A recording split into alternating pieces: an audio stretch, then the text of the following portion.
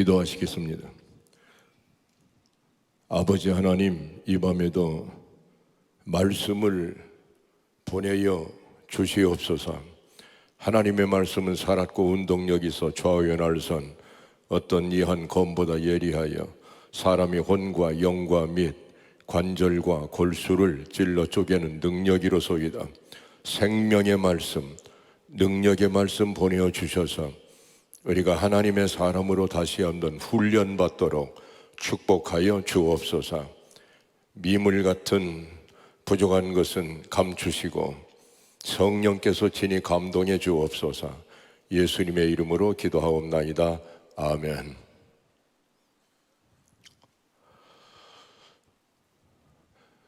못난 사람을 여러 번 이렇게 워싱턴 지역 복음화를 위해서 불러주신 교회 협의회 회장님과 또 여러 목사님들, 그리고 또 중앙장로교회 또 우리 유응열 목사님, 정말 감사의 말씀을 드립니다. 저희 어머님이 101살 되셨는데 저에게는 세상에서 가장 소중한 분입니다. 29에 청산과부 되어가지고 72년 동안을 예수밖에 모르는 바보로 살고 계십니다.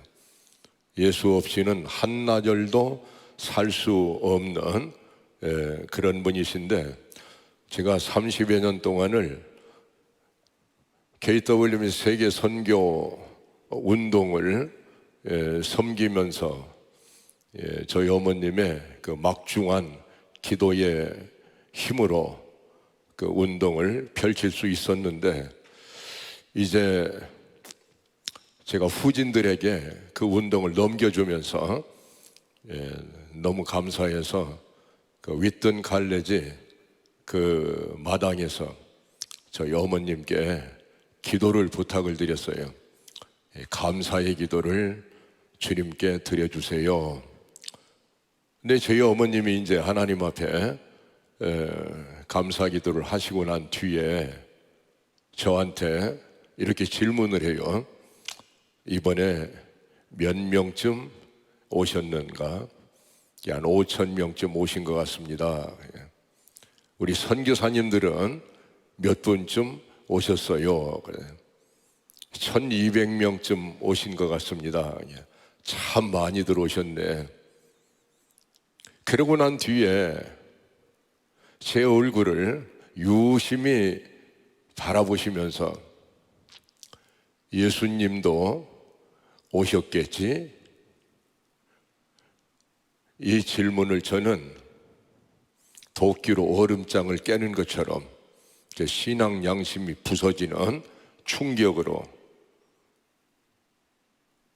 받을 수밖에 없었습니다. 그 어머니의 말씀은 너무 감사해서 한 주간 동안 그렇게 엄청난 성령의 불길이 일어났던 이 사건 속에 당연히 우리 예수님 계신 것을 감사해서 하신 말씀이겠지만은 제 귀에 듣기에는 정말 이번 선교대회뿐 아니고 50년 동안 제가 목회 사역하면서 또 30여 년 넘게 세계 선교운동을 섬기면서 과연 저의 사역 안에 예수님은 늘 계셨는가? 주의 음성처럼 들렸습니다. 저는 어젯밤과 오늘 워싱턴 지역 복음화를 위해서 이렇게 부족한 몸으로 섰습니다. 제 마음의 소원은 하나밖에 없습니다. 지역 복음화에 앞서서 과연 오늘 이 자리에 우리 예수님은 계신 것인가? 우리들의 삶 속에 날마다 우리 예수님은 계신 것인가? 이 근본적인 질문이 우리의 등을 밀고 있습니다. 예수밖에 없는 사람들, 예수 없이는 단 한나절도 살 수 없는 사람들, 이런 사람들의 삶은 이렇게 시작이 됩니다. 이 자리에 우리 예수님 계신 거 분명합니다. 여러분 믿습니까? 그 예수님께 먼저 사랑의 고백을 드리고 싶은 겁니다. 예수님, 어느 날 주님께서 처음 저를 찾아오셨을 때, 그때 제 마음은 수천만 마리 노고질이 우는 날에 아지랑이와도 같았습니다. 번쩍이는 비늘을 단 물고기 때 헤엄치는 초록의 강물결, 어우러져 나르는 애기 구름과도 같았습니다. 예수님, 어느 날 주님께서 처음 저를 찾아오신 뒤로, 그때부터 저는 미친 회오리 바람이 되었습니다. 쏟아져 내리는 벼랑의 폭포, 쏟아져 내리는 소나기 비와 같이 되었습니다. 주님, 지금도 우리 예수님은 내 마음에 살아 계셔서 저 깊은 산골 피어나는 연홍빛 도라지꽃 같은 내 마음의 빛깔과 향기는 오 주님, 주님의 사랑이랍니다. 이런 고백을 통해서 우리의 삶은 시작이 되었습니다. 그리고 성령께서 오늘 이 자리까지 우리를 인도하셨습니다. 우리의 생은 어떻게 끝날까요? 아마 릴케의 시를 빌어서 제가 다시 우리들의 삶을 예감한다면 우리들은 이런 고백 가운데 주님 만나러 이 세상을 떠나게 될 것입니다. 내 눈을 감겨보세요. 그래도 나는 주님을 배울 수 있답니다. 내 귀를 막아보세요. 그래도 나는 주님의 목소리를 들을 수 있답니다.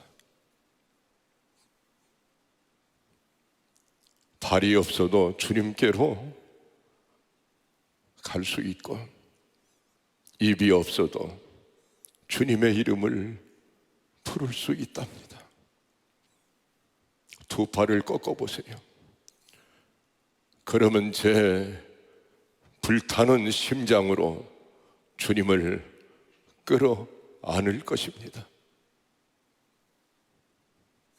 심장의 박동을 멈추게 해보세요.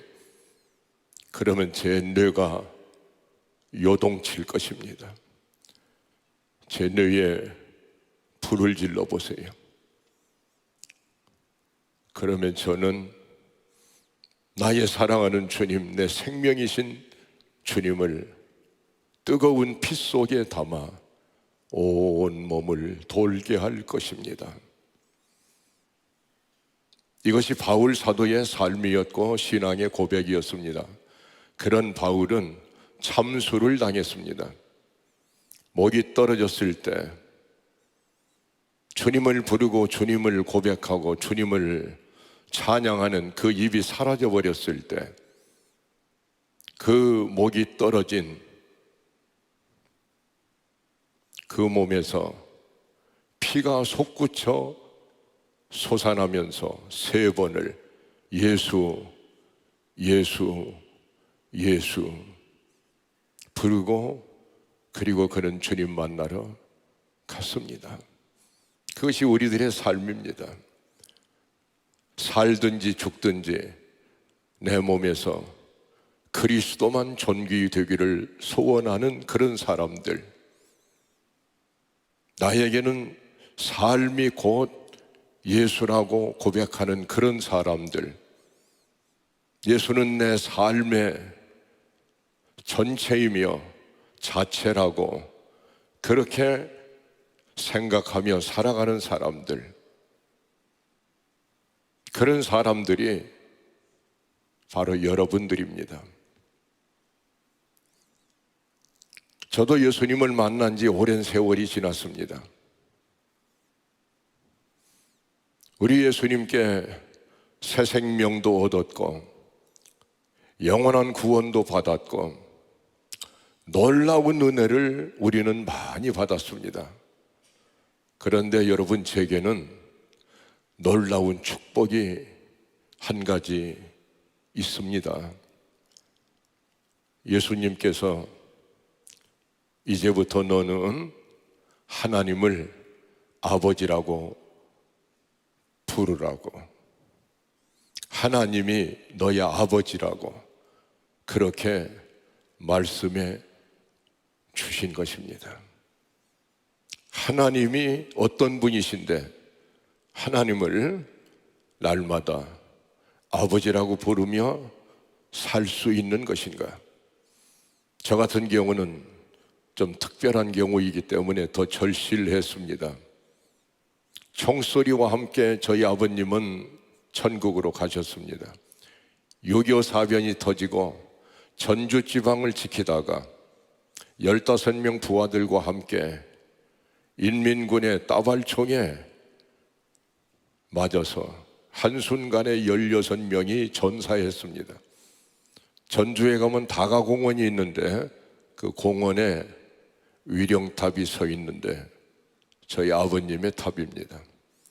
그리고 그 평화로운 조용한 시골 동네에 새벽 1시쯤 군용 차량이 왔고 부하들은 전부 화장했지만 아버님은 장교였기 때문에 고향으로 돌아오실 수 있었습니다. 그날 저녁 21방의 총성이 저희 고향 마을을 뒤흔들었습니다. 그렇게 해서 저는 어머니와 8살 때 단둘이 이 세상에 남겨져 버리고 말았습니다. 사실 그때는 아버님이 가셨다는 것을 잘 실감하지 못했습니다. 그런데 그 다음 해쯤 학교 한여름에 텅 빈 백색 공포의 운동장에서 친구들이 너는 아버지가 없는 자식이라고 저를 놀리면서 약을 올렸습니다. 그때서 아버지가 없다는 사실이 무엇인가를 저는 깨달았습니다. 죽자 사자 그들과 싸웠는데 저는 운동장에 내던져진 그런 피투성이가 되어버린 어린 소년이었습니다. 그들은 사라졌습니다. 그 운동장 옆에 연못이 있고 수양버들나무가 우거져 있는데 그 속으로 기어 들어가서 수양버들나무를 휘어잡고 아버지, 아버지, 아버지는 어디로 갔어요? 왜 나는 아버지가 없는 거예요? 얼마나 울었는지 모릅니다. 존 스타인백의 에덴의 동쪽 그 소설을 보면 나중에 영화로 나올 때 그 둘째 아들 수양버들 늘어진 가지 속에 들어가서 한없이 울면서 아버지를 부르는 그 장면을 보고 저는 다시 울었습니다. 저에게는 아버지가 없는 어린 시절을 보냈습니다. 그런데 어느 날 저는 하나님을 아버지라고 부르라고 하는 놀라운 소식을 들었습니다. 아버지가 없는 사람, 저는 아버지 무덤에서 3년 동안을 지냈습니다. 세상이 싫었습니다.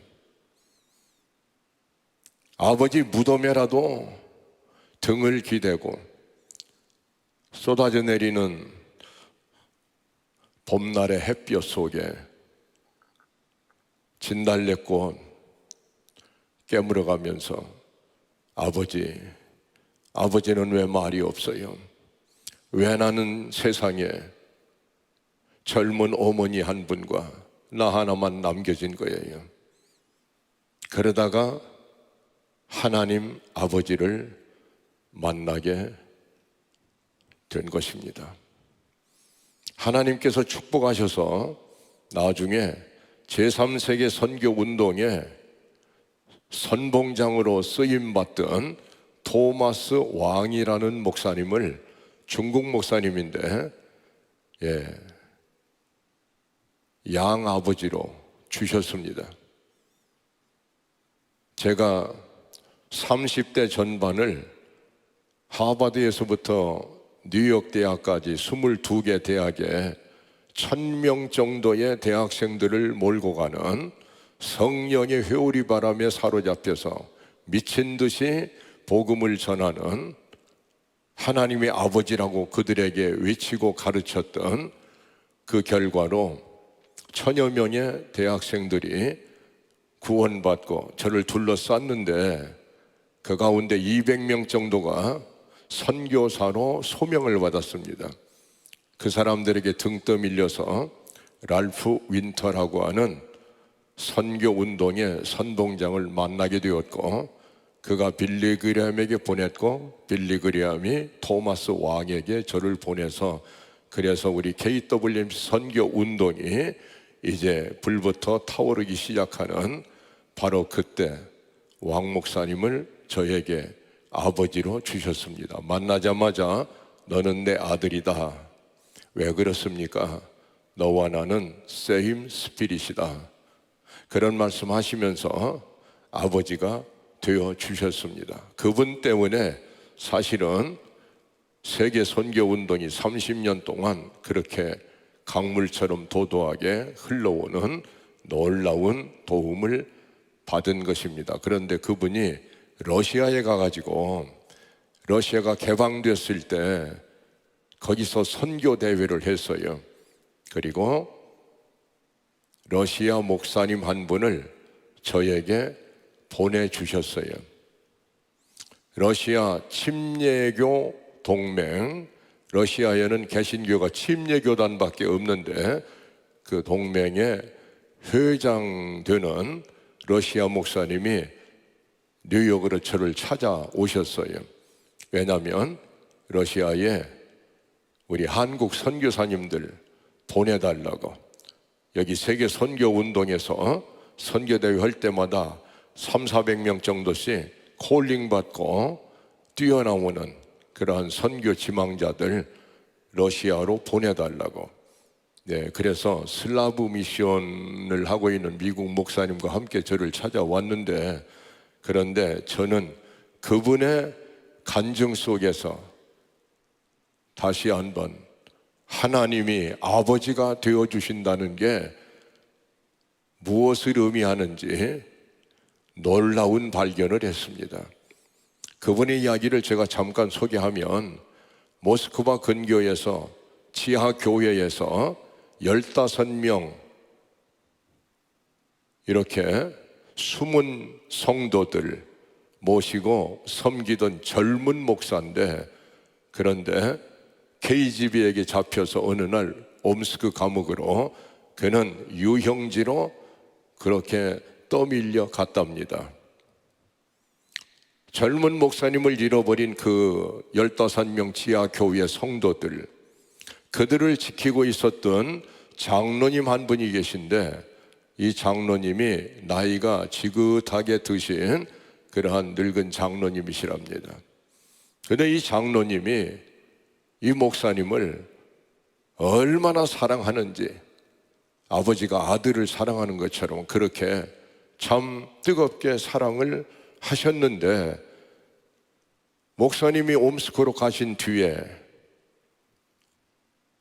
생사도 알 수가 없고 목사님이 보고 싶어서 성도들과 함께 비밀리에 예배를 드릴 때마다 그 목사님이 너무너무 보고 싶어서, 그래서 눈물이 앞을 가려서, 그래서 만나면 서로들 울고 목사님을 위해 한없이 기도하고 살려만 달라고 하나님께 기도하고, 이러다가 결국은 옴스크 도스토옙스키가 4년 동안 유형지에서 지냈던 그 정치범들, 자기 우리 기독교인들은 정치범으로 분류돼 가지고 옴스크로 가는데, 그 옴스크까지 시베리아 휘날리는 눈보라를 헤치고 거기까지 달려갔답니다.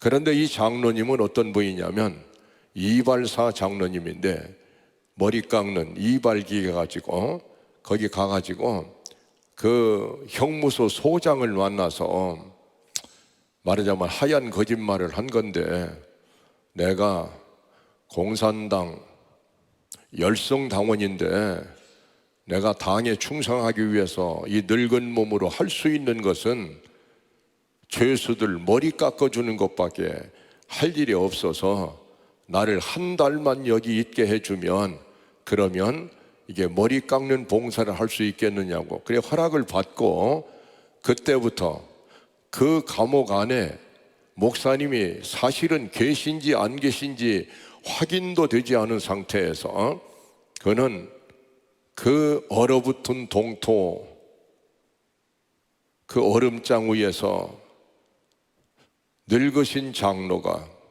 이발기계 하나 가지고 줄을 서서 다가오는 죄수들 머리를 깎으면서 언제 우리 목사님이 나타나실까? 우리 목사님이 저 행렬에 언제 나타나실까? 한 달을 기다리는데 오늘도 안 나타나시고 내일도 안 나타나시고, 그러다가 거의 한 달쯤 지났을 때 드디어 목사님이 나타나셨다는 거예요. 그런데 이 목사님은 낙심이 돼가지고 그냥 머리도 길고 수염도 안 깎고, 그리고 그렇게 침울한 표정으로 땅을 바라보면서 서 계신 것을 장로님이 보는 순간 눈물이 복받쳐서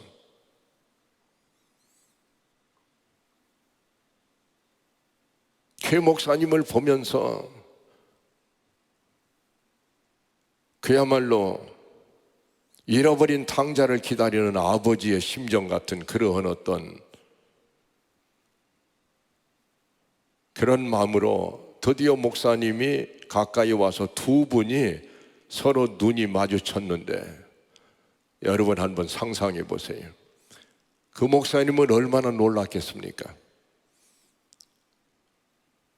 저 장로님이 결국은 저렇게 늙은 몸 이끌고 여기까지 눈보라 헤치면서 여기가 어디라고 나를 위해서 여기까지 찾아오시다니, 생각할수록 눈물이 복받치고, 그러나 거기서 울고 나면은 장로님 신분이 탄로가 나버리니까, 그러니까 울 수도 없고, 장로님도 기가 막혀서 목사님 얼굴 다시 한번 보고 싶은데, 그런데 또 그것이 표가 나면 신분이 탄로날까봐 그러도 저러도 못하다가 이 이발사 장로님이 한 가지 지혜가 떠올랐는데, 이발을 깎을 때 수염을, 턱에 있는 수염을 깎기 위해서는 턱 들어 이렇게 머리 들어 하면은 목사님이 턱을 들고 위에를 바라보면 서로 눈이라도 맞추고, 눈이 마주치는 순간 또 눈물이 복받치니까 또 목사님은 고개를 떨구고, 그러다가 또 이 복받치는 장로님의 그 마음에, 목사님을 사랑하는 이 마음이 또 턱 들어, 이발 깎으면서 턱 들어 이렇게 여러 번을 했다는 거예요. 그리고 겨우 이제 헤어졌는데, 이 감옥에 들어가서 앉아 있으면서 이 목사님이 이제 그 목사님이 저를 찾아오신 목사님인 거예요, 말하자면. 자기의 지나간 과거를 저한테 그 슬라빅 미션 하는 미국 목사님을 통역으로 삼아가지고 저에게 소개하는 자기 이야기를 지금 하고 있는 것인데 기가 막히더라는 거예요. 아무리 생각해도 내가 유형지까지 올 때에 내 안에 예수님이 계셔서 예수님이 함께 오셨는데 예수님과 함께 감옥에 갇혀 있었는데 그런데 왜 나는 그렇게 낙심이 됐고 기약할 수 없는 세월 앞에서 절망할 수밖에 없었는가? 내 안에 계신 예수님은 밭에 감춰인 보화처럼 숨겨져 계셨던 것이 아닌가? 왜 나는 그 예수님이 나에게 힘이 되지 못했었는가?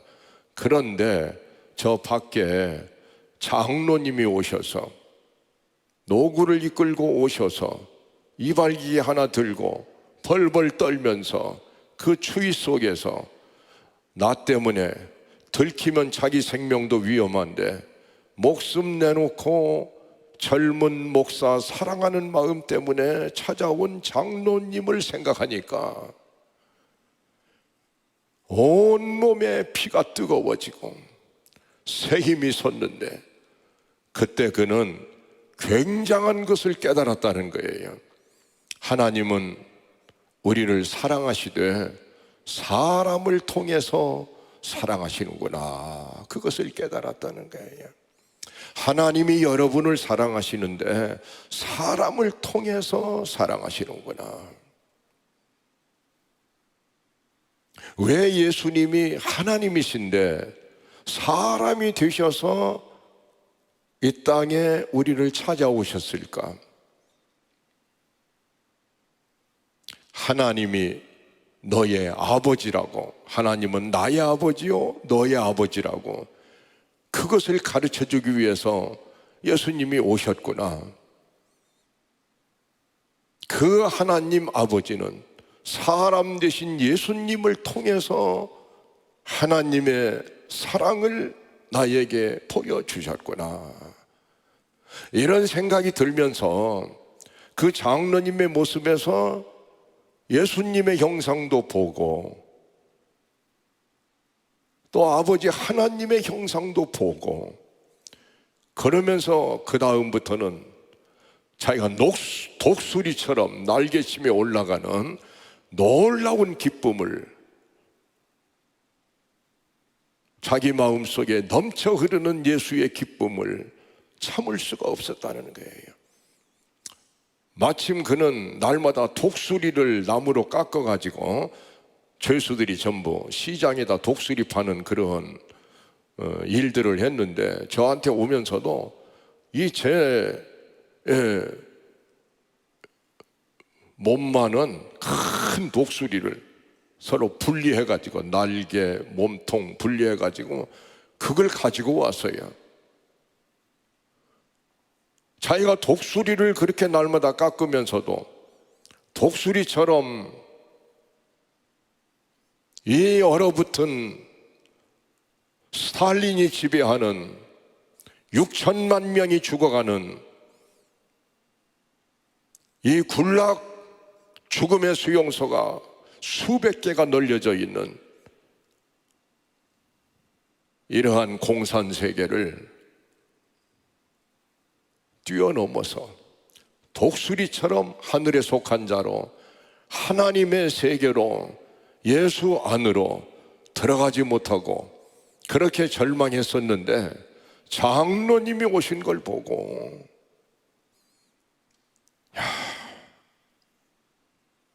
자기가 정말 독수리가 됐다는 거예요. 여러분, 우리는 세상 살면서 하나님께 한 사람을 선물로 받습니다. 우리는 그 한 사람, 끝까지 나를 믿어주고 끝까지 나를 보듬어주고 끝까지 나를 사랑해주는 한 사람만 있다면 우리는 그 사람을 통해서 세상도 보게 되고 그 사람을 통해서 역사도 읽어보게 되고 그 사람을 통해서 하나님의 세계도 볼 수가 있는, 그 한 사람이 우리 주 예수 그리스도, 바로 그분이시라는 것. 예수 안에 모든 것이 다 그 안에 있다는 것. 하나님도 예수 안에, 우주 만물도 예수 안에, 다 그 안에 있다는 것. 예수가 전체라는 것. 이 목사님은 그걸 깨닫고, 야, 거기서 자기도 모르게, 그러니까 날마다 이제 이 사람들이 죄수들을 괴롭히기 위해서 시베리아 얼음장을 깨고 팔뚝 많은 정어리들을 건져 올려가지고 소금에다 막 절여가지고, 그래가지고 그것을 날마다 아침도 점심도 굶기면서 독수리 깎도록 하다가 저녁이 되면은 팔뚝 많은 정어리 하나씩 삶아서 다 나눠준다는 거예요. 그러면 배가 고파가지고 그 정어리를 그냥 먹으면 소금을 너무 많이 거기다 쳐가지고, 그래가지고 혀에 불이 난다는 거예요. 근데 물을 안 준다는 거예요. 이것이 괴롭히는 방법이에요.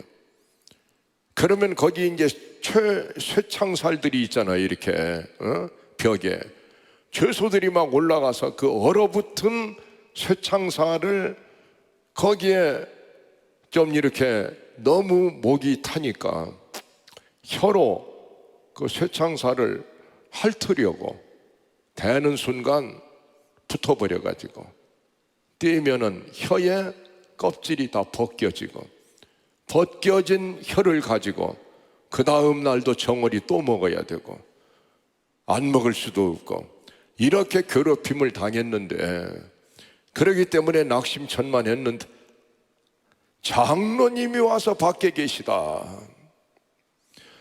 자기 목숨까지도 버려가면서 찾아오신 그 장로님 모습에서 이 세상을 찾아오신 예수 그리스도의 모습을 발견했고, 그리고 그 안에서 하나님이 나의 아버지라는 것을 발견하고, 그러고 난 뒤에 이 목사님은 입버릇처럼 우리 아버지는 하나님이야. 우리 한번 해보실까요? 가슴에 손 한번 얹으시고, 우리 아버지는 하나님이야. 이 고백 하나면 끝나는 겁니다. 우리 아버지는 하나님이라고. 저희 아버지는 전능하신 하나님이시라고. 여러분의 아버지는 전지전능하신, 천지를 창조하신, 무소부재하신 하나님이시라고. 아멘. 과연 여러분의 믿음이 아버지를 하나님이라고 부르기만 한다면 우리는 모든 것이 다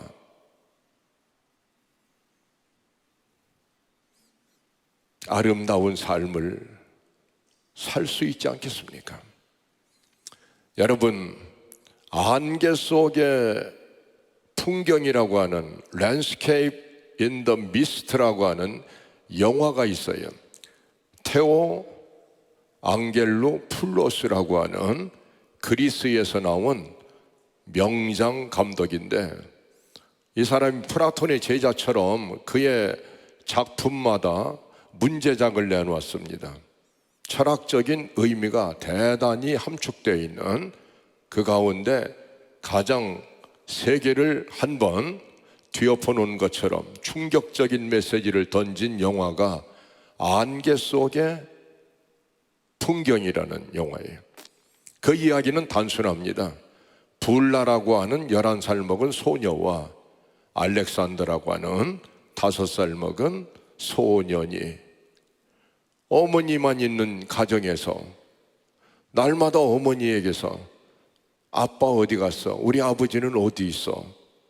아버지가 어디 갔냐고 물으면 독일에 어딘가 있어. 독일에 아버지는 분명히 있어. 독일에 어딘가 있는 거야.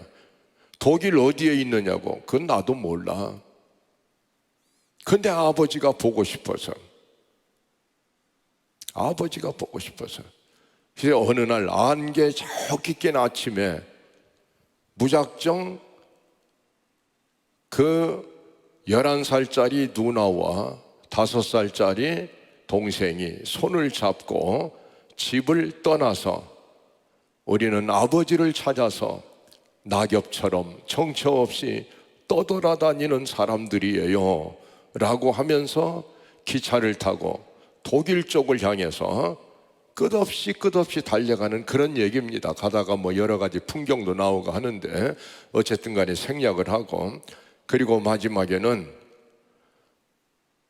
한밤중에 나룻배를 타고 국경선을 넘어서 독일 쪽으로 가는데 안개가 저기 끼어 있는데 거기에서 총성이 나가지고 총성이 서너 발 나고, 그리고 이 아이들은 안개 속에 사라져 버렸고, 그리고 큰 나무 하나가 서 있는데 마지막 장면은 이 볼라와 알렉산더가 큰 나무를 향해서 뒷모습을 보이면서 걸어 올라가고 있는, 영화는 그것으로 끝났습니다.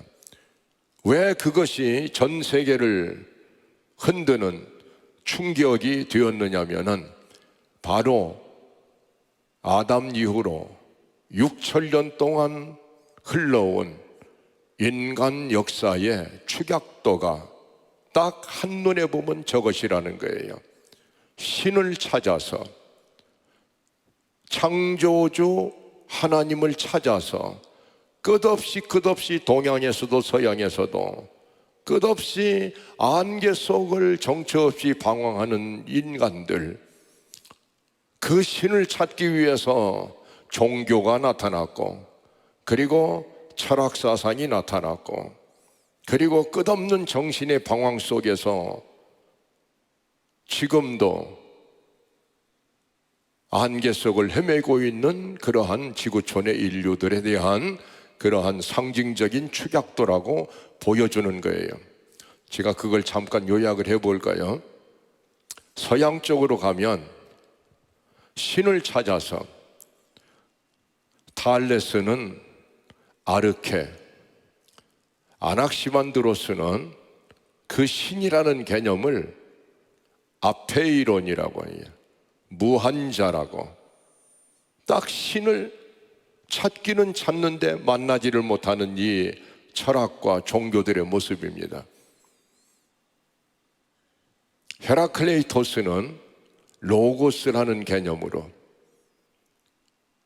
그리고 파르메니데스는 온토스 온, 존재라는 개념으로 신을 찾고 있어요.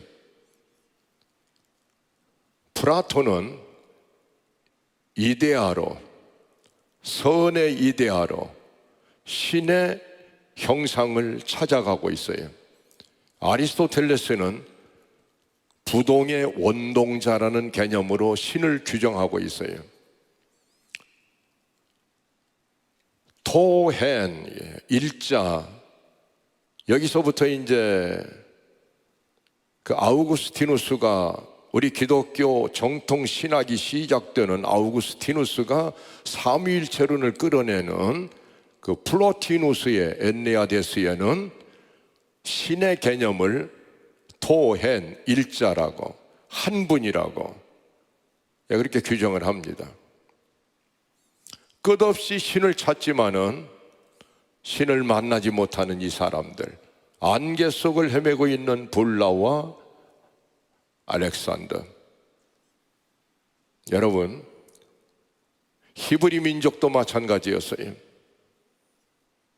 아브라함부터 야훼 하나님을 만났습니다. 모세도 만났고 다윗도 만났어요.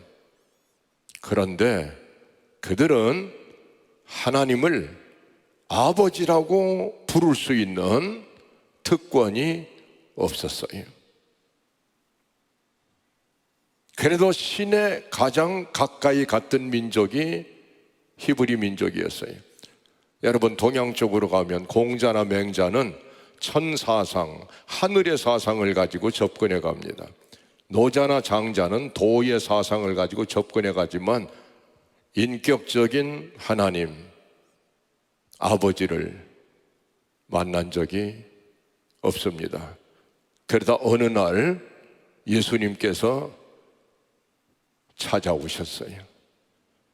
예수님께서 오셔서 이 모든 안개를 한순간에 걷어내 버리는 거예요.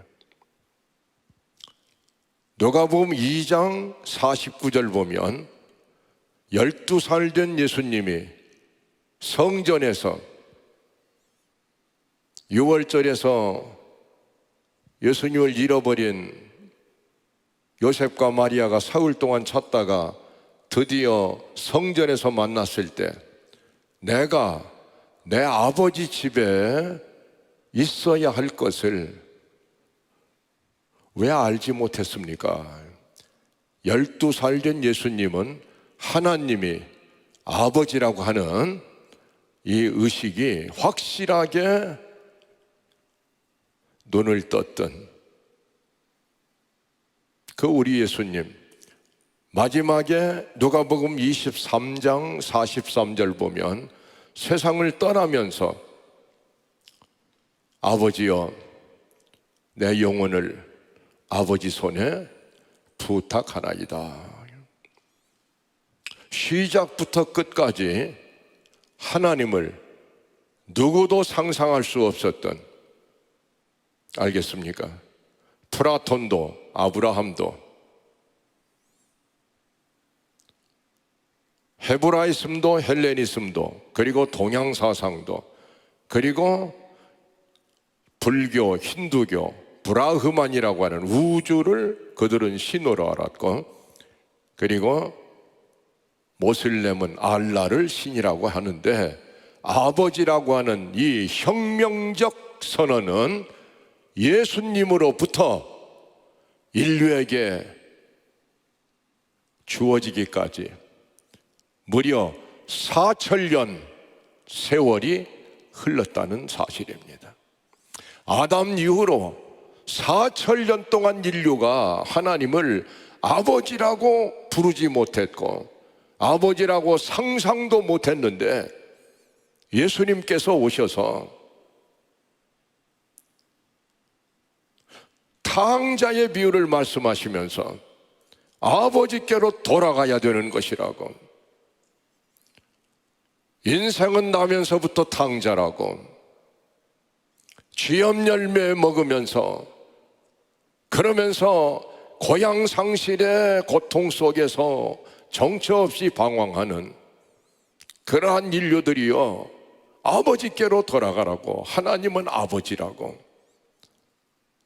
누가복음 11장 15장 11절로 32절에 기록된 탕자 비유에는 아버지라는 말씀이 20번 나오고 있어요. 20번. 아버지, 아버지, 아버지, 아버지, 아버지. 그리고 주님은 또 누가복음 11장 2절로 4절에 보면 날마다 주 기도문을 가르쳐 주셨어요. 날마다 기도해야 되는데 하늘에 계신 우리 아버지여 라고 기도해야 된다고. 날마다 아버지를 찾아야 되는 것이라고.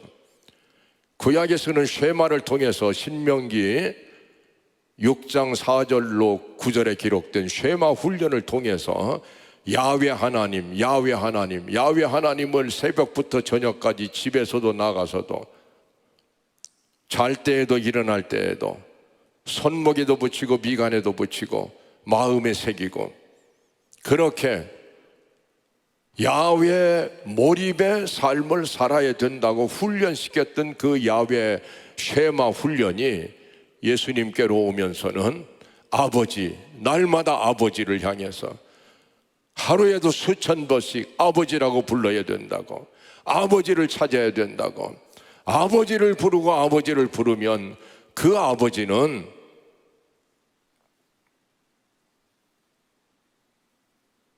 탕자가 돌아왔을 때 그 탕자와 함께 기쁨으로 춤을 추던 그 아버지, 하나님과 사람이 어울려 함께 춤을 추는 그 아버지, 그 아버지와 함께 살아야 된다고 예수님께서는 그렇게 말씀하셨어요. 여러분, 이 아버지 개념을 저는 조금 더 소상하게 여러분에게 전하고 싶은 것은, 칼 세이건이 1990년 2월 14일 날 보이저 1호 우주 탐사선을 띄웠어요. 이유는 뭐냐면은 중심점을 이동해서 다른 눈으로 보아야 된다는 그러한 관점에서 띄웠는데, 요약해서 말씀을 하면 지구로부터 우주 탐사선이 61억 킬로미터 떨어진 자리에서 거꾸로 지구를 촬영을 했습니다. 캄캄한 어둠의 바닷속에 태양빛을 받아서 겨우 반사하고 있는 그 지구는 0.12 화소. 사진을 하시는 분들은 이 화소가 어느 정도라는 것을 아실 겁니다만은 0.12 픽셀 밖에는 나타나지 않은 거예요. 제가 쓰고 있는 라이카 카메라는 6천만 픽셀입니다. 60메가픽셀, 6천만 픽셀인데 그 사진은 0.12 화소. 그 사진을 찍은 이유는 뭐냐면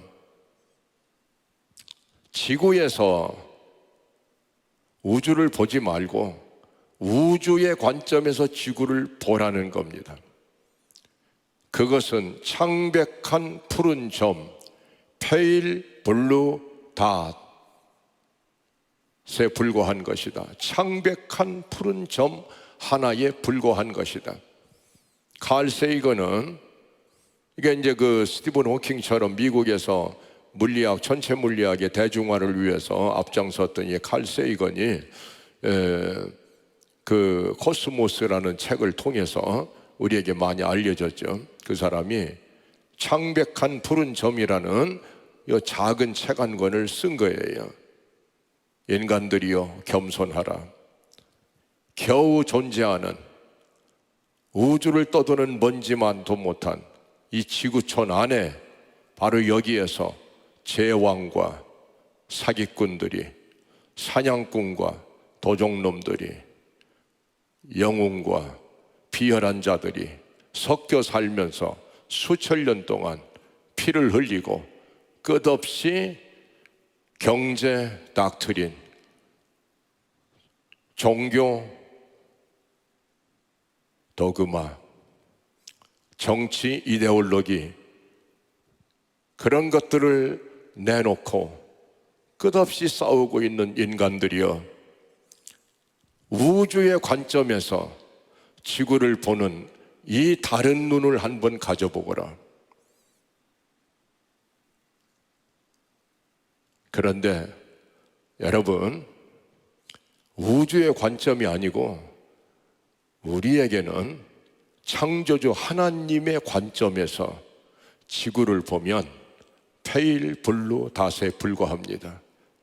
그 떠도는 먼지 안에 지금 80억이라고 하는 인류가 공존하고 있는 거예요.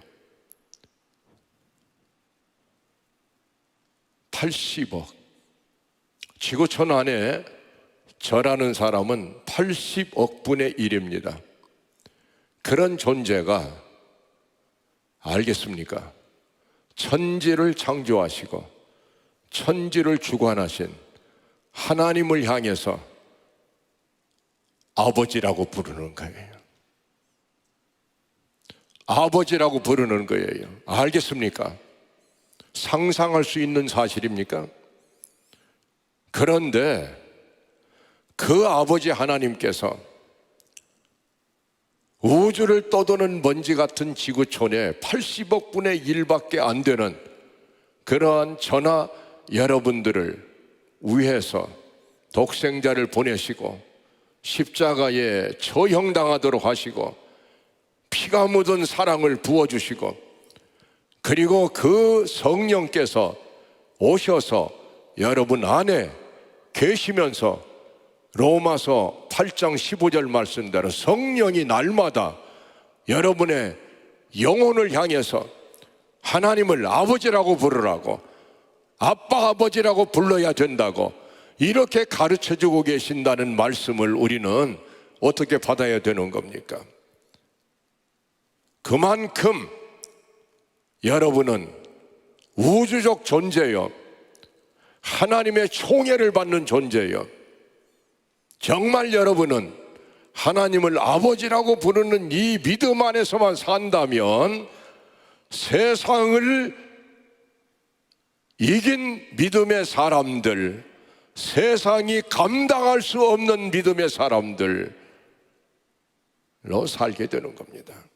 그것을 시베리아의 그 목사가 깨달았노라고 얼굴을 붉히면서 눈물바람 하면서 자기는 석방된 뒤에 그 장로님 찾아서 지금까지 다니는데 못 찾았다고, 자기가 총회당이 된 이유는 자기 이름을 좀 내놔가지고 장로님을 만나고 싶어서 총회장까지 된 거라고, 그런데 암만 해도 그 장로님은 세상 떠나신 것 같다고 하면서 저 앞에 눈물을 쏟으면서 나는 한 사람, 우리 장로님을 통해서 예수님을 보았고 하나님 아버지를 보았노라고. 제가 다시 한번 둘러서 말씀을 드립니다. WMAP 우주탐사선 윌킨슨 극초단파 비등방성 우주탐사선, 이걸 줄여서 WMAP 2001년도 6월 30일 날 쏘아 올렸어요. 2003년도부터 정보를 보내왔어요. 그것이 지금 나사에서 사용하고 있는 그러한 최신의 우주 정보입니다. 그 WMAP이 우리에게 보내온 정보를 보면 놀라운 사실들이 많습니다. 빅뱅으로부터 시작된 우주의 나이는 137억 9,800만 플러스 마이너스 3,800만 년 전에 우주는 탄생했다.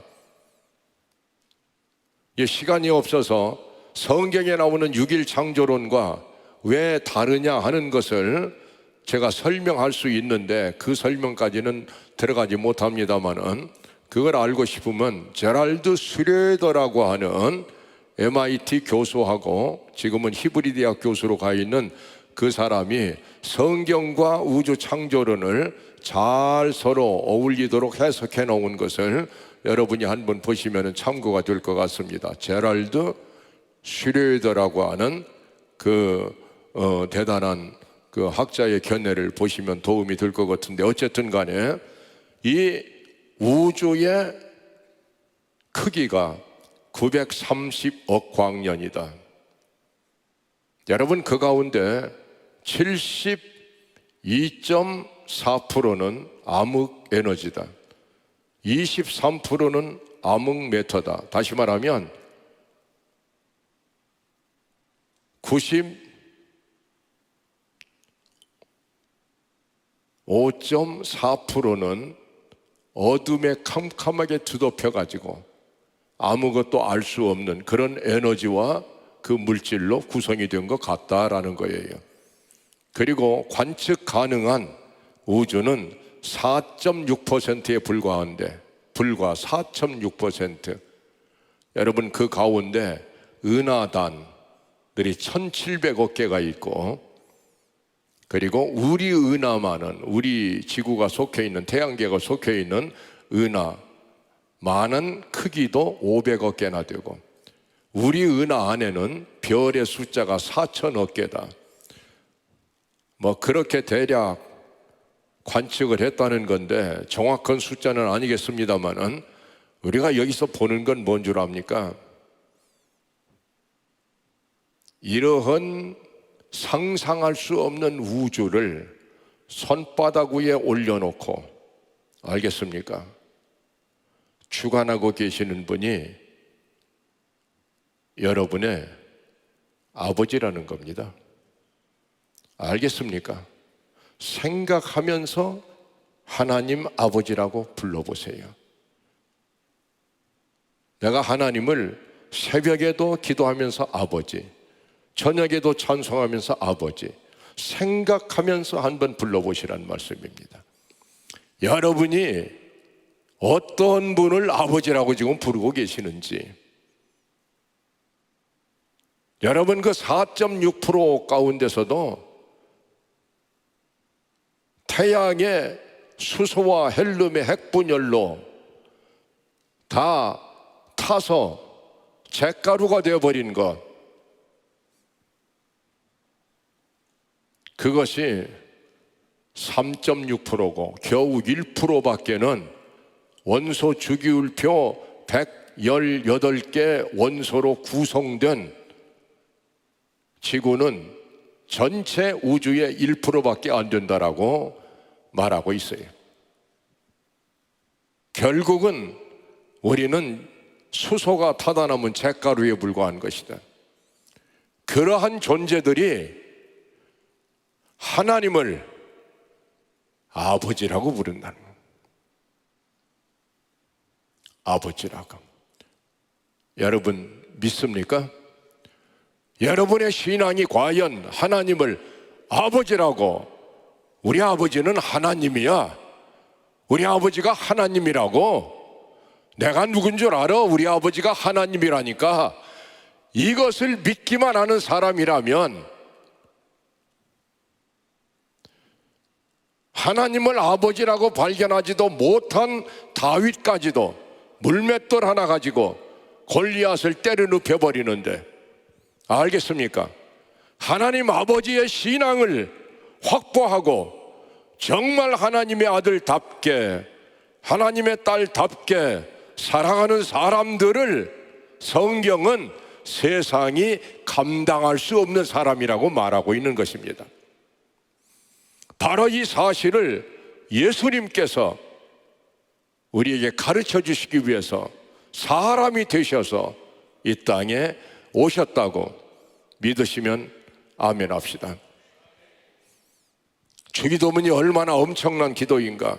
하늘에 계신 우리 아버지, 날마다 하늘에 계신 우리 아버지, 아버지, 아버지라고 부르라는 거예요.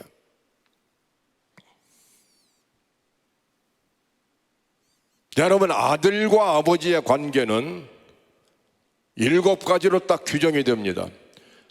아들은 아버지에게서부터 무엇을 물려받는 것인가? 자녀의 특권은 무엇인가? 성경을 보면 7가지로 딱 규정이 되어 있어요. 첫째는 존재를 아버지께로부터 물려받는 것이다. 존재 자체를, 아버지 때문에 내가 이 세상에 존재하게 된 것이다. 두 번째는 생명을 물려받는 것이다. 생명. 세 번째는 본질을 물려받는 거예요. 본질이라는 말은 어떠어떠함, 본래 어떠어떠함 이런 뜻이에요. 그러니까 DNA를 통해서 유전자 상속이 돼서, 그래서 아버지와 닮은 그 본질을 아버지로부터 물려받는 것이다. 네 번째는 명칭을 물려받는 것이다. 이름을 아버지가 지어 주어서, 그래서 김씨 가문이면 언제나 김씨로 흘러내려오고 학렬까지도 거기에 맞춰가고, 다섯 번째는 총애, 아버지로부터 아들과 딸은 최고의 사랑을 물려받게 되는 거예요. 여섯 번째는 상속입니다. 후사가 돼가지고 그의 모든 아버지의 재산과 모든 것을 다 물려받는 자가 돼요. 마지막에는 권세. 요한복음 1장 12절 나를 영접하는 자, 아버지 하나님의 자녀가 되는 권세를 얻었나니, 엑스오시아, 하나님의 아들답게 살 수 있는 권세, 오토리티를 물려받는다는 겁니다. 자, 우리 한번 따라합시다. 이 손을 들고 존재, 생명,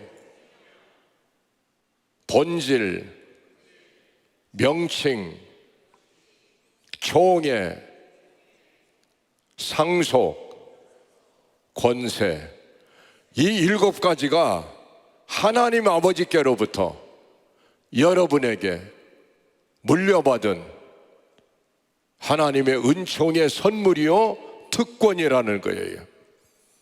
그래서 예수님은 산상수훈의 한 복판에 마태 5장 48절에 하늘에 계신 너희 아버지의 온전하심 같이 너희도 온전하라 라고 말씀하고 계십니다. 그 하나님의 자녀답게 살아야 된다는 겁니다. 하나님을 아버지라고 부르고 그러므로 인해서 존재의 스테이터스가 확립이 되고 우주적 존재라는 자기 성찰이 이루어진 사람에게는 하나님의 아들답게 살아야만 되고 하나님의 딸답게 살아야 된다고 하는, 아멘. 예수님이 하나님의 아들로 사신 것처럼 모든 일을 당할 때마다 옳소이다 이렇게 된 것이 아버지의 기쁘신 뜻입니다. 모든 것을 아버지 하나님 앞에 수렴시켜버리는 그 예수님의 그 놀라운 위대한 그러한 믿음의 삶처럼 우리의 모든 삶도 아버지 하나님 앞에 다 수렴될 수 있도록 무슨 일을 당하든지 Yes, Father, 옳소이다 이렇게 된 것이 아버지의 기쁘신 뜻입니다. 그렇게 살 수 있는 저와 여러분 되기를 정말 소원합니다. 제가 마지막으로 말씀 이야기 하나만 드리고, 이게 연휴인데 또 밤에 이렇게 오신 여러분들 정말 감사해요. 지금 다들 연휴를 만나서 바쁘신데 이 밤에 오셨는데 너무 길지 않도록 이렇게 하나님의 권세를 행사하며 살아간 한 사람의 이야기를 여러분께 전하면서 오늘 설교를 마감할까 그런 생각을 합니다. 제가 하나님께서 북미주의 4,500개 교회, 또 더 나아가서는 디아스포라 700만 명을 총괄하는 선교 운동을 일으켜 주셨는데, 그것이 바로 2년 전에 이 교회 이 자리에서 9차 세계 선교대회가 열렸었어요. 그 선교운동을 30년 동안 주도하고 섬겨오면서 이렇게 살아온 입장에서 정말 제가 다시 한번 이 교회를 향해서, 그리고 우리 유흥열 목사님을 향해서 감사의 말씀을 다시 한번 드립니다. 얼마나 많은 헌신과 희생 가운데 바로 이 자리에서 선교운동이, 선교대회가 벌어졌는지, 그리고 이 교회에 섬겼던 노창수 목사님이 LA 쪽으로 가셔서 금년에 또 10차 세계 선교대회를 거기서 여셨어요. 정말 감사합니다. 근데 이렇게 이제 선교운동을 일으켜가는 과정에서 하나님께서 멘토를 저한테 몇 분 주셨는데, 아까도 말씀드린 랄프 윈터라든지 빌리 구리암이라든지 또 이렇게 로렌 커닝햄이라든지 뭐 이런 분들, 토마스 왕이라 이런 분들을 이렇게 스승님으로 또 아버지로 이렇게 보내주셨는데, 사실 저에게 가장 강력한 신앙의 도전을 준 멘토는 한국 목사님이었어요.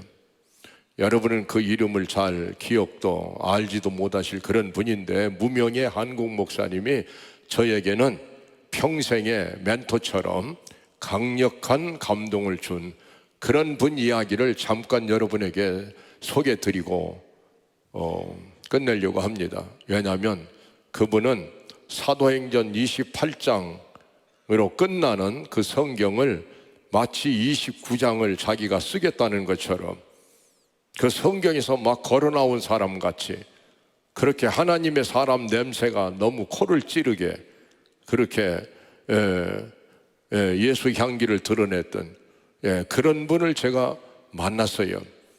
그리고 그분을 제가 평생의 마음에 참 존경하는 스승으로 모시게 되었습니다. 이분은 제가 간단히 말하면 일본에서 26년 동안 선교를 했던 선교사님이십니다. 일본 최초의 선교사님. 이분이 일본에 어디 가서 선교를 했느냐면은 조총련 속에 들어가 선교를 했어요. 본래는 이분이 6.25 사변 뒤에 서울이 잿더미가 돼가지고 그래가지고 완전히 이렇게 폐허처럼 되었을 때 미군에서 집차 하나 빌려가지고 스피커 하나 달고 그리고 예수 믿고 구원받고 그리고 민족 정기 회복하고 그리고 잃어버린 나라 재건하자고 그렇게 그냥 외치면서 노방전도를 하면서 길거리에서 그가 단련된 믿음이기 때문에 참 대단한 그런 그 사도행전적인 어떤 그런 일꾼의 모습을 보여주었던 그런 분인데, 이분이 서울에서 이렇게 그냥 외치면서 복음을 전하다가 집에 와서 기도만 하면 마치 요나를 니느웨 성에 보낸 것처럼 원수의 나라에 가서 화해의 복음을 전하라고 이 주의 음성을 3번을 그가 듣게 되었다는 거예요. 그리고 그 음성에 순종하기 위해서 그는 이제 뭐 과정이 좀 이렇게 복잡하지만은 일본까지 가게 됐는데, 거기 가가지고 일본을 복음화하려고 가보니까 오사카에 당도했는데 일본보다 화급한 것은 조총련 공산당들이 거기에 휩쓸려 있는 우리 제1교포들이 이게 이제 더 시급한 생각이 들어가지고 거기에서 복음을 전하는데, 여러분 공산당이 복음 전한다고 예수 믿을 사람 누가 있겠습니까? 이 사람이 어느 날 저를 찾아왔어요. 찾아와가지고 누굽니까? 그랬더니 나는 시내산에서 내려왔습니다. 그래. 아, 시내산을 왜 갔습니까? 모세가 하나님을 만나고 십계명 받았다는 곳이 어딘지 나도 한번 그걸 가서 서보고 싶어서 갔는데 한 달 동안 다니다가 못 발견하고 그냥 내려왔노라고 하면서 구두창이 다 이렇게 터덜터덜 벗겨진 그런 구두를 신고 왔어요. 그래서 제가 구두도 한 걸레 사드리고 그러고 배고픈데 왜 사람 세워놓고 밥을 안 주냐고 그래가지고 또 된장찌개도 대접해 드리고 하면서, 근데 도대체가 당신은 누굽니까? 정체를 밝히라고 그랬더니 자기 얘기를 지금 이렇게 이제 했던 겁니다. 자, 그런데 복음은 전해야 되겠는데 공산당들이 받을 길이 없으니까 공산당들이 모여서 이렇게 말이야 회의를 할 때는 갑자기 살살 들어가가지고 불이야 하고 소리를 질렀대요. 그러면 불난 줄 알고 전부 마당으로 뛰쳐나오면은 그러면은 지옥불이 타오른다 회개하라 그러고 소리 지르다가 붙잡혀가지고 몽둥이로 얻어맞고 이런 것이 한두 번이 아니고, 그 다음에는 이제 조총련들이 이렇게 바둑을 두고 있으면은 편지요 하면서 이렇게 전보요 하면서 그 전도지를 막 뿌리면은 그러면 또 미친놈 또 왔다고 붙잡혀가지고 또 그렇게 막 몽둥이 찜질 당하고 뭐 이렇게 26년을 보내다 왔다는 거예요. 제가 그래 몇 사람 구원시켰습니까? 그러니까 2사람 구원시켜요. 2사람. 근데 할아버지 하나 구원시키고 처녀 하나 구원시켰는데 할아버지는 죽었고 처녀는 시집갔고 지금은 아무도 없다고. 아니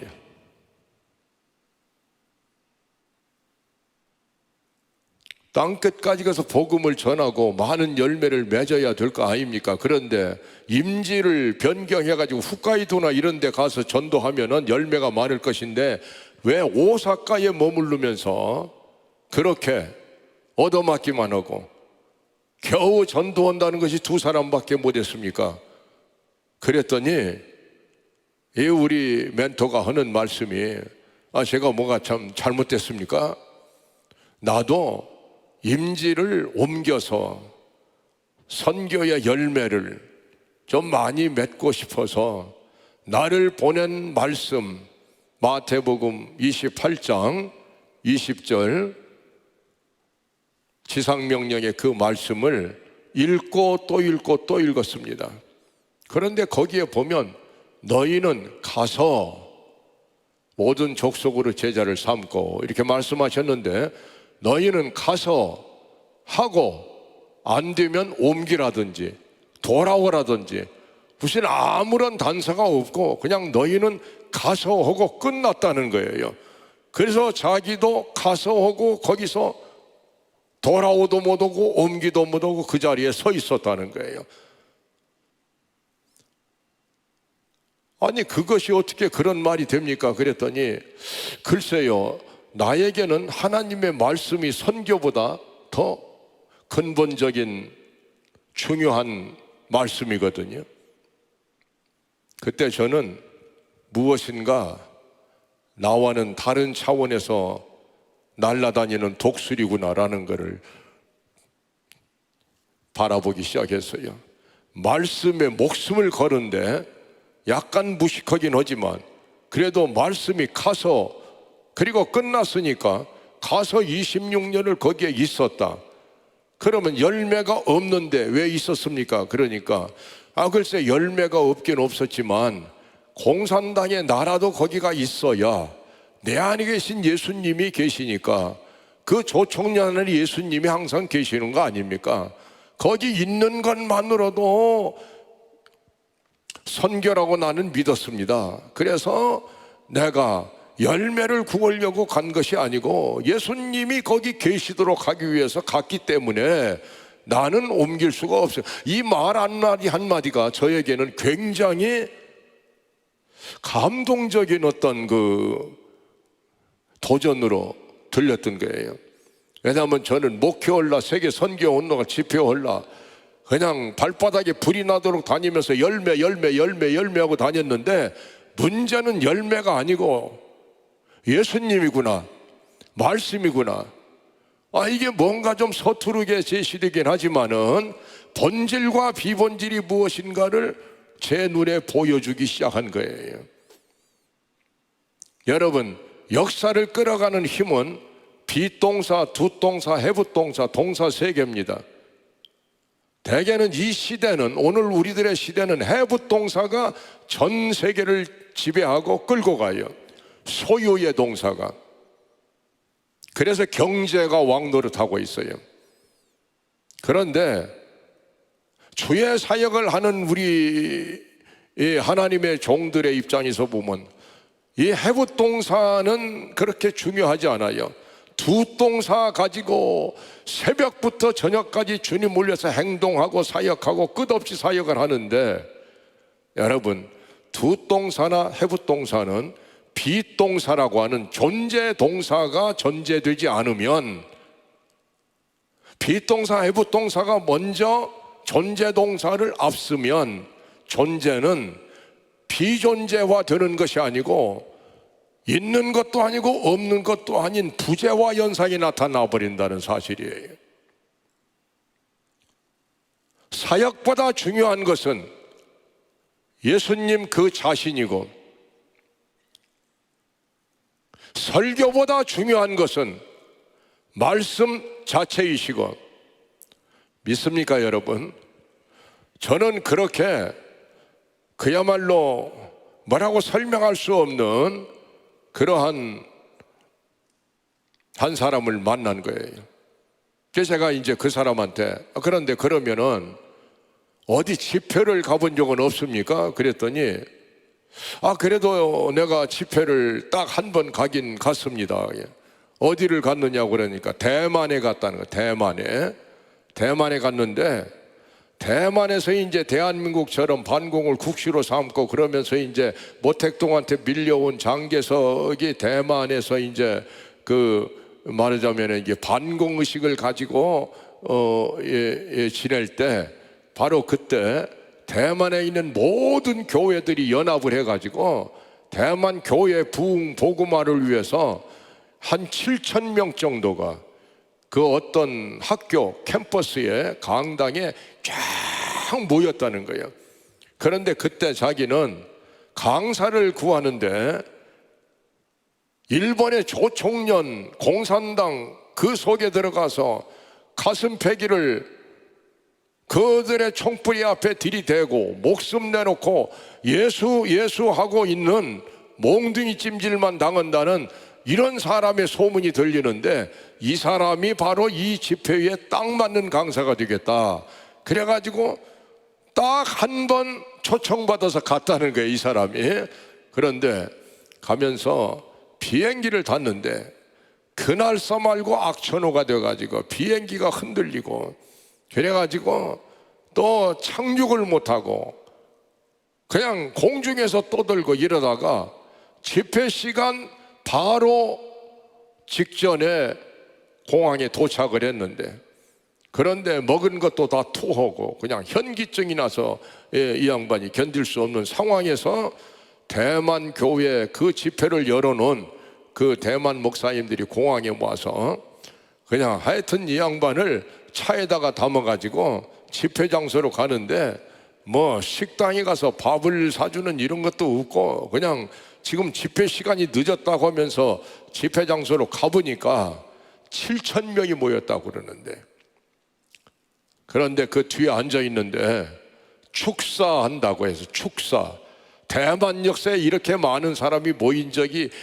없다고 하면서 14사람이 나와서 믿는 사람 안 믿는 사람 대만 시장부터 뭐 전부 축사라고 한마디씩 하는데, 이 양반은 뒤에서 그냥 졸고 앉아 있었다는 거예요. 졸고 그냥 현기증은 나고 배는 고프고 그래서 졸고 앉아 있는데, 드디어 통역을 하는 중국 목사님이 나와가지고 이제 국제 강사, 공산당의 총뿌리 앞에서 목숨 내놓은 강사, 이런 강사가 나온다고, 그러니 그 소리에 깜짝 깨가지고서 걸어 나왔는데, 여러분, 강사가 나온다고 할렐루야 하니까 그냥 7,000명이 한꺼번에 할렐루야 하고 소리를 지르는데 또 정신이 다 하나도 없어져 버렸다는 거예요. 그리고 강대상에 딱 섰는데 아무런 생각도 안 나고, 그래서 여러분 그날 밤에 그 목사님이 한 설교를 그대로 제가 여러분에게 전합니다. 이게 우리가 한번 따라 한번 해보세요. 할렐루야부터 소리를 질렀다는 거예요. 할렐루야! 따라 해보라고 그랬잖아요. 할렐루야! 에이, 따라 안 오면 나 내려가 버려요. 할렐루야! 아직도 저 검은 옷 입은 사람들 내가 보고 있는데 손을 안 들고 있어요. 저 찬양은 잘했는데 아주 교만하구만. 할렐루야!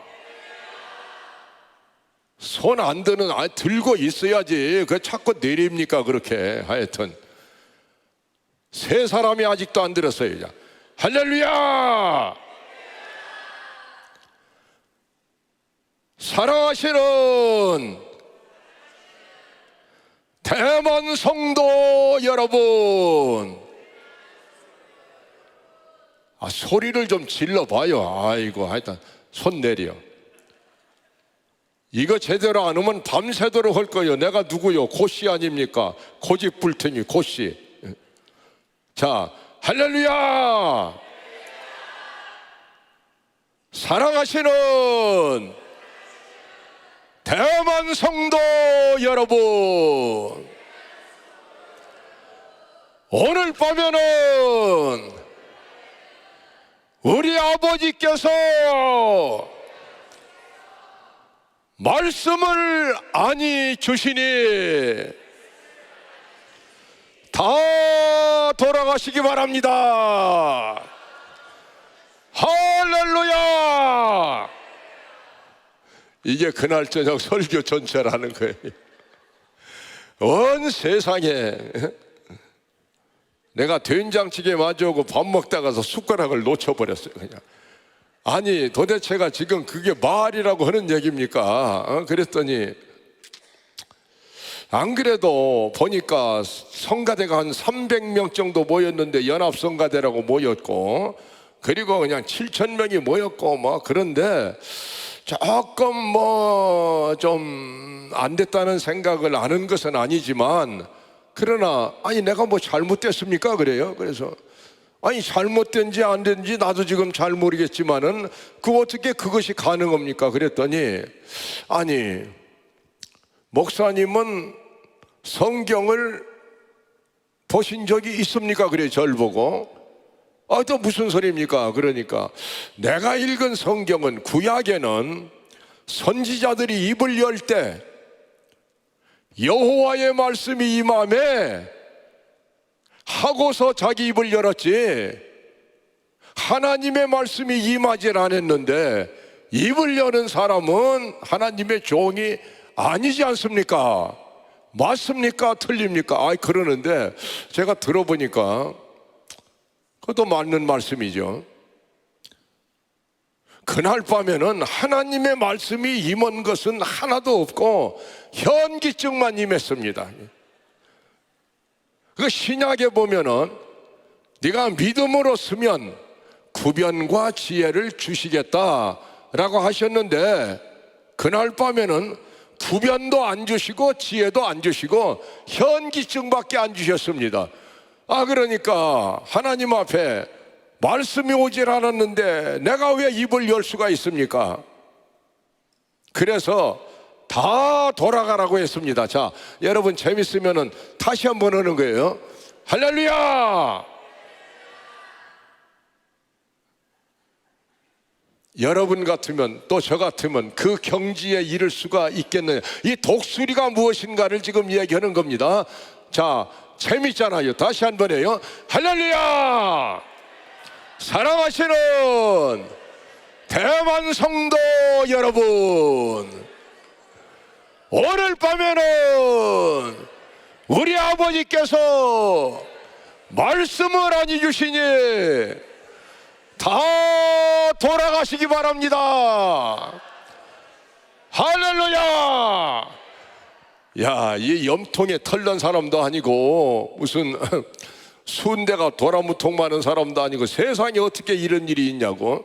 그런데 자기는 그렇게 하고 뒤로 가서 앉아서 그냥 감사합니다, 감사합니다 기도를 하니까 이 주최원 사람들이 보니까 이 세상에 어떻게 공산당한테 가서 전도한다고 26년 있다가 이게 돌아버린 사람을 우리가 잘못 알고 불렀구나, 저게 완전히 돌아버린 사람이네. 그러고 가서 이야기를 하려니 기도하고 있으니까 시비도 못 듣고, 그래가지고 하나씩 흩어지기 시작했는데 7,000명이 두런두런 하면서 다 흩어져 버렸다는 거예요. 야, 통쾌한 장면이 벌어지고 있는 거예요. 그런데 그렇게 감사하는 아버지 감사해요, 아버지 감사해요 그러는데 누군가가 뒤에서 어깨를 이렇게 두드리면서 일본 말로 목사님 목사님 그러더래요. 그래서 일어나 보니까 하여튼 깨끗하게 아주 단정한 신사 노인 한 사람이 목사님 내 말 좀 들어보세요. 뭔가 얼굴이 홍조가 돼가지고 하여튼 지난 1년 동안 대만 시내가 떠나갈 만큼 그냥 방송에 신문에 그냥 이 세계적인 강사가 온다고 그냥 다 모이라고 그래가지고서 자기는 예수 믿는 사람이 아닌데, 자기는 예수를 안 믿는 사람인데 하도 소문이 나고 그래서 얼마나 엄청난 사람이 오는가 해가지고 일찌감치 와서 맨 앞에 앉았었는데, 야, 오늘 정말 감동했습니다. 세상에 내가 아는 대만의 목사들은 무슨 하나님이 말씀을 주시냐 안 주시냐 이런 건 아무 상관이 없이 7,000명 앞에서 자기 하고 싶은 소리 다 하고 그러고 내려가지, 말씀을 안 주시니 돌아가라고. 이런 목사는 상상도 할 수 없는데, 목사님 그러면서 회심의 미소를 띠면서 하는 말이, 목사님 안에 계신 그 정직한 예수를 오늘 내가 믿고 싶습니다. 나는 정직한 예수를 처음 만났습니다. 이 정직한 예수가 또 무슨 얘기인가? 우리 독수리 멘토 스승님도 뭐가 얼떨떨한데, 그런데 그렇게 인사하고 가더라는 거예요. 가보니까 갈 데가 없이 호텔이 어딘지도 모르고 이제 텅 빈 마당에 택시 하나 불러 타고서 거기 산자락에 어디 올라가서 밤새도록 거기서 또 이제 자면서 밤낮을 맞아가면서 아버지 입장 바꿔놓고 생각해 보세요. 말씀을 주셔야지 어떻게 현기증만 주십니까?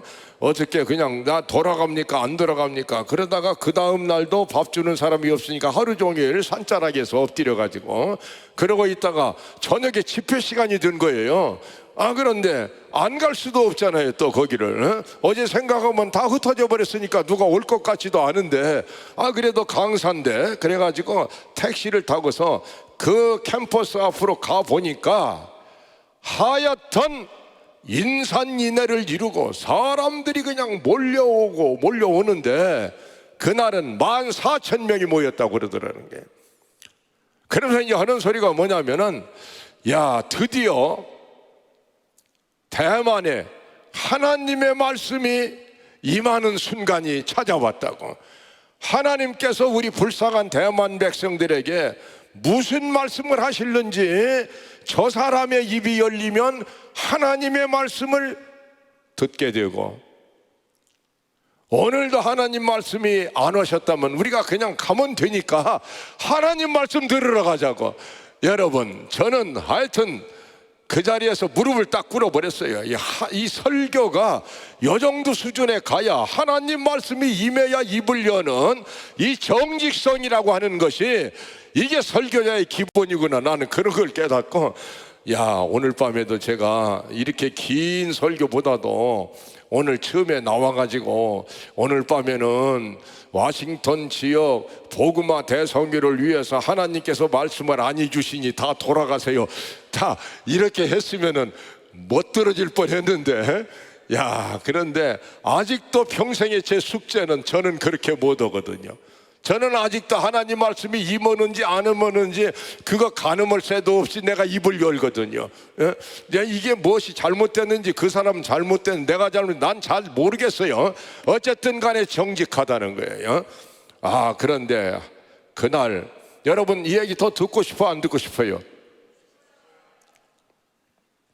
나는 하고 싶어요. 여기서 끝나면 아무것도 아니지.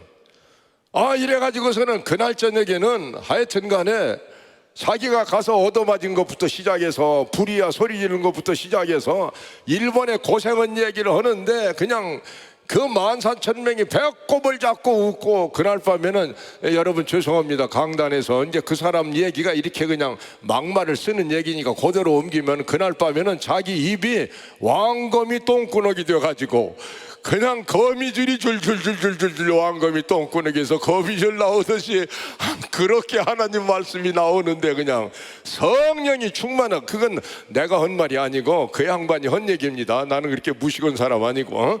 어쨌든 그렇게 해가지고 그날 밤에는 아직 흡족하니까 식당에 가서 밥도 좀 사주고 호텔로 인도해서, 그래서 이제 잘 방도 하나가 얻었고, 야, 그래서 기분 좋게 잤다는 거야.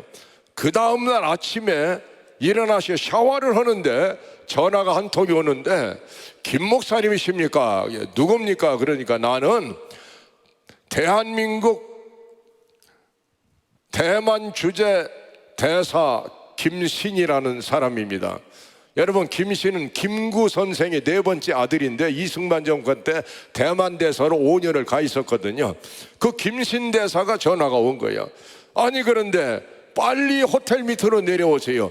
내가 대만에 온 지 3년 지났는데 이 장개석 총통이 마주 앉아서 차 한 잔 마신 적이 없는데 장 총통이 오늘 아침에 직접 전화를 걸어가지고 일본에서 온 그 목사님을 빨리 모시고 총통 관저로 좀 와달라고, 내가 그 사람을 빨리 만나고 싶다고. 이래가지고 내가 지금 모시러 가니까 호텔 밑으로 내려오라고.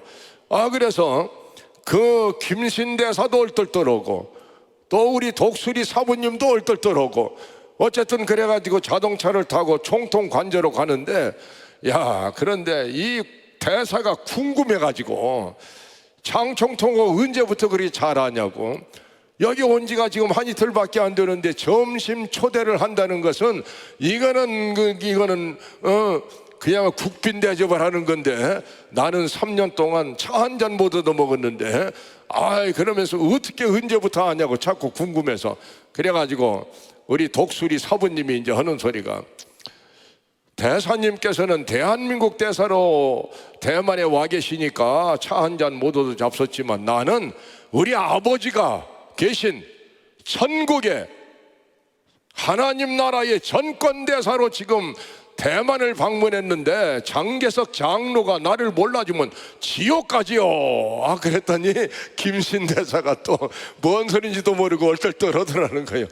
그러고서 장총통 관저로 딱 가봤는데, 가니까 수수께끼가 풀리기 시작하는데 총통 관저 현관에 장개석 총통하고 옆에 하얀 신사 정직헌 예수, 그저께 저녁에 정직헌 예수를 내가 믿겠다고 한 나란히 서 있더라는 거예요. 나란히.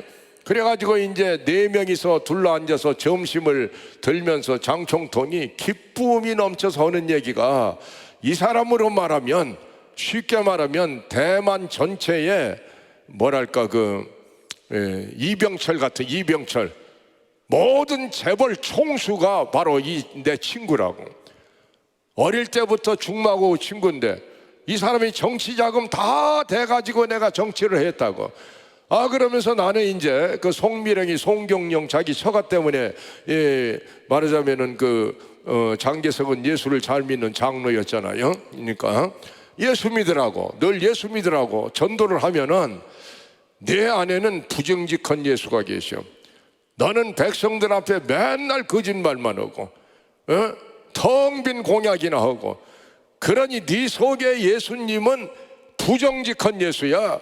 근데 내가 너같이 부정직한 예수를 믿으라고 이러면서 계속 평생을 퇴박을 맞았는데, 그날 밤에는 엊그저께 이제 밤에 1시나 됐는데 전화가 왔는데 장총총이 자다가 벌떡 일어났다는 거예요. 내가 오늘 밤 드디어 정직한 예수를 만났다고. 너 같으면 7,000명 앞에서 하나님이 말씀을 아니 주시니 다 돌아가라고 할 수 있겠느냐고. 이래서 장총통이 너무 보고 싶어가지고 점심 초대한 거라고 하면서, 그러면서 기뻐가지고 일본에 선교하는데 어려움이 없냐고 하면서 말하자면 이제 뭐 한 50만 불 이렇게 주어가지고 선교센터라도 만들어주고 싶어서 선물을 드리고 싶은데 어느 정도면 센터 하나 질 수 있겠느냐고 뭐 이렇게 이야기하길래, 이 우리 사부님이 또 하는 말이, 저는 하나님 아버지가 우리 아버지입니다. 그 하나님이 바로 우리 아버지라고요. 이게 지금 핵심인 거예요. 그 양반은 입버릇이 하나님이 우리 아버지라는 거, 우리 아버지가 하나님이라는 거예요. 다 같이 우리 아버지가 하나님이라고. 다 같이 우리 아버지가 하나님이라고. 무슨 일을 당하든지 하루에도 10번씩. 우리 아버지가 하나님인데 뭐가 걱정이냐고. 우리 아버지가 하나님이신데. 아멘. 여러분의 고백이 되시기를 바랍니다. 그래가지고 우리 아버지가 하나님이 돼가지고 하나님이 선물을 주셨는데 예수님을 선물로 주셨다고. 그래서 예수님 한 분으로 나는 만족하기 때문에 다른 선물을 집어넣을 봉창이 나한테는 없다고. 그러니까 나를 주실 생각 말고 이 대만의 복음화를 위해서 이렇게 많은 목사님들이 고생을 하는데 대만에 기독교 센터 하나를 지어주시면 그러면 얼마나 하나님 앞에 영광이 되겠느냐고. 말 한마디 했더니 여러분, 지금 대만의 중앙통에 가면은 기독교 센터 7층짜리가 우뚝 서 있다는 걸 믿으시면 아멘 하시기 바랍니다. 하여튼 아멘도 않고 그냥 이 녀석아 빨리 끝내라 그런 표정인데 제가 끝낼 것 같습니까? 아멘. 그것이 여러분의 아버지라는 거예요.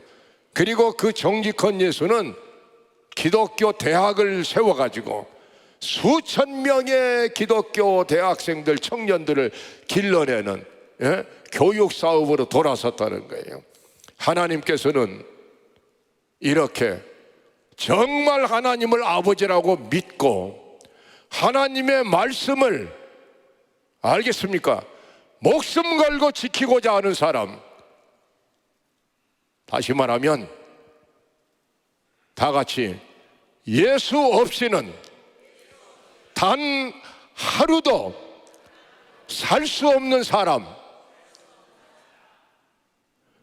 예수밖에 모르는 바보로 살고 싶은 사람, 바로 이런 사람들에게 성령께서 역사하시는데 인간의 생각을 뛰어넘는 놀라운 역사들이 일어난다는 사실을 여러분은 꼭 믿으시고 평생 동안 나의 아버지는 하나님이라고, 아버지 하나님 기도하실 때도 하나님 하지 말고 아버지 하나님. 언제 하나님이라고 기도하라고 그랬어요? 하늘에 계신 우리 아버지여라고 기도하라는 거예요. 아멘.